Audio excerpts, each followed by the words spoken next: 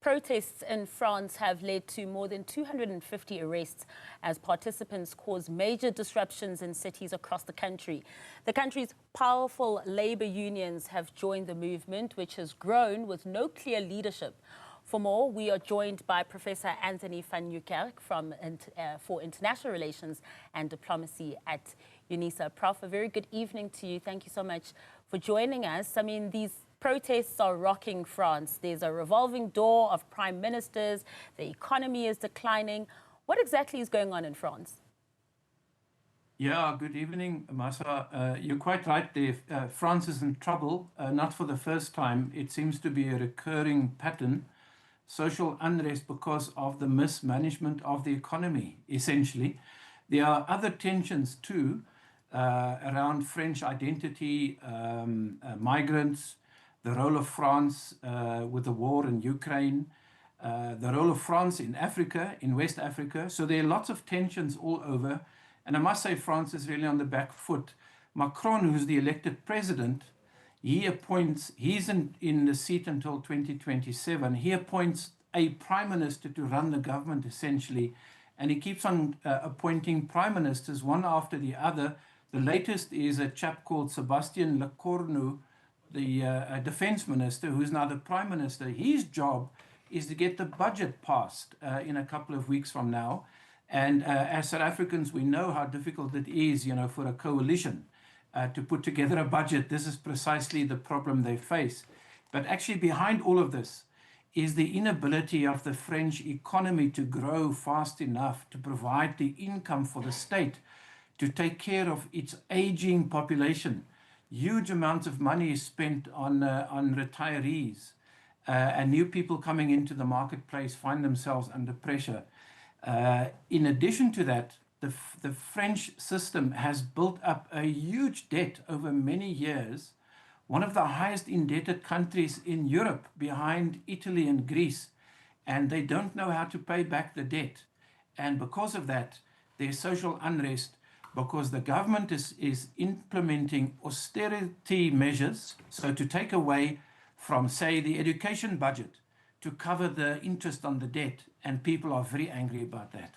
Yeah, and we've seen from those visuals as well and all those protests, and it seems that the French government has kind of doubled down when it comes to the policing and sending law enforcement to deal with these very real issues. You mentioned the new prime minister there as well, Sébastien Lecornu. Do you think this is going to make any difference in changing the prime minister? There was lots of outcry.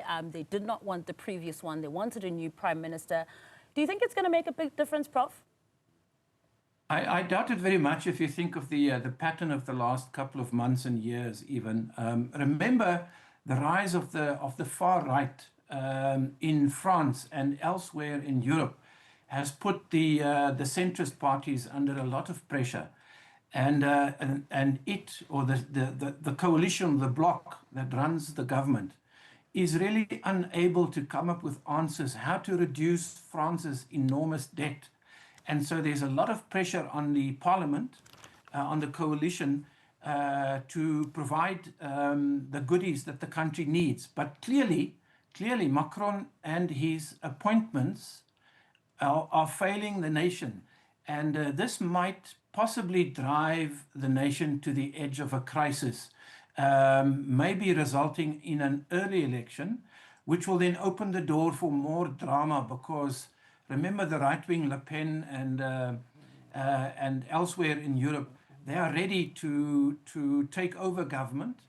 And if that happens, I think we can expect much more social instability and a crisis in the making.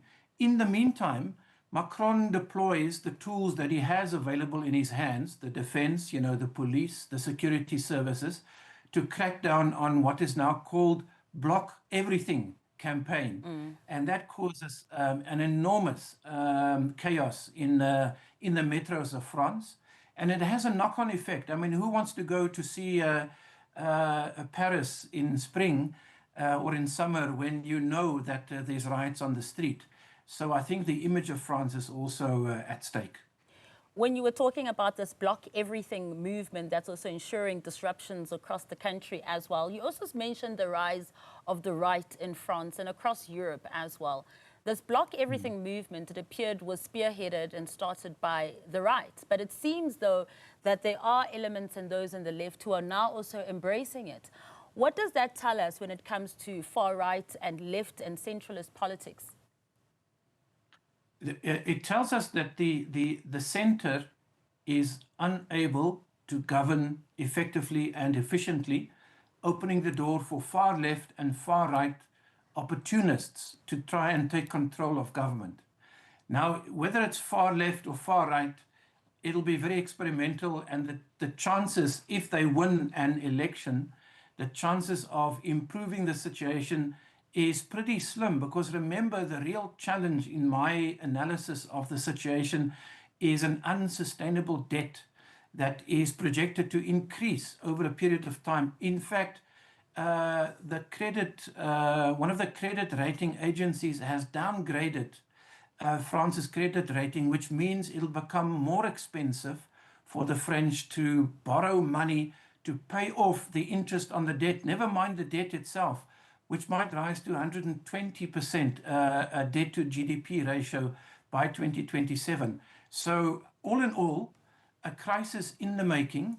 If Macron is unable to bring peace to the nation, then I think Europe stands poised for the second largest economy to collapse. And if that happens, I think Germany and the rest of Europe will be in real trouble. Sure. You know, when we're speaking about the new prime minister as well, he's already told media that as part of efforts to, take the country forward, he'll also be dropping the proposal by his predecessor to cut back on 2 public holidays, for instance. But, I mean, as we know, Prof, it's bigger than that. You're also mentioning the ratings agency Fitch that has downgraded France's sovereign credit scores, and this is to the lowest recorded scores that it's ever experienced. Now, what's it going to take for France to effectively get out of this? Of course, it'll be more than cutting back on those proposals on public holidays. You know, Masa, I'm unable to. I'm not Macron's advisor. I wouldn't know. I wouldn't know what I'm advising closer to home. I wouldn't know what to tell him really, except to say that if government, regardless of the composition of the coalition partners, they might want to do a national recovery moment. If it's unable to rein in social spending, the kind of decades-long support of a welfare state nature to look after civil servants and to look after those with their pensions in relative luxury compared to the rest of Europe or the rest of the world, if they are unable to break this pattern of spending, then I think they're in real trouble. So whether, maybe, the advice to Macron and Prime Minister Le Cornu is, why don't you consider a national dialogue? We can advise on how to do that. Clearly we can, of course, undergoing our own. But, earlier, Prof, you mentioned France's image and also France's image when it comes to Africa. The colonial agreements that France has in place with some African nations have come under strong scrutiny. Does this also have anything to do with this downward economic spiral? I doubt very much. I mean, I see 2 patterns here. The first one is that the French are locked into the European or the EU approach regarding Ukraine, which is to work together to give as much support militarily and financially to Zelensky to beat the Russians at their own game, so to speak, which is the EU leadership is convinced that if they give enough money and war material to Ukraine, that the Ukraine will win the war. And so Europe is turning their economies into a war economy footing, which is putting the Germans and the French and others on the back foot.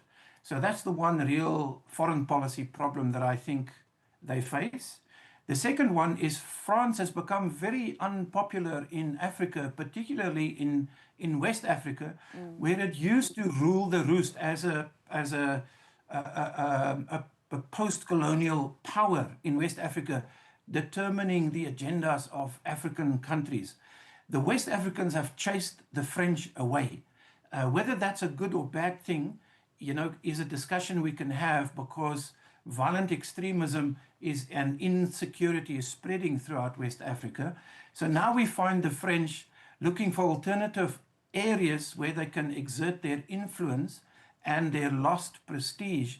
And this is now taking place in the Indian Ocean islands. And you won't believe, if you allow me 1 minute to say this, SADC, the Southern African Development Community, had its summit in August in Antananarivo in Madagascar, where the group, SADC leaders, chose the Malgache to lead the SADC for the next year. The president of that country is a French citizen. So the French are trying to make a comeback. Never mind Madagascar. It has oil and gas interests in Southern Africa, particularly in Cabo Delgado, in northern Mozambique. And so there's another sort of relationship with Rwanda going. So the French are trying very hard to stay relevant. But I think back home, if your economy is really indebted to the extent that the French find themselves at the moment, it means their foreign policy will have to shrink to fit the existing budget. Fascinating insights. Always a pleasure to hear from you, Professor Anthoni van Nieuwkerk. That is, of course, him from the University of South Africa.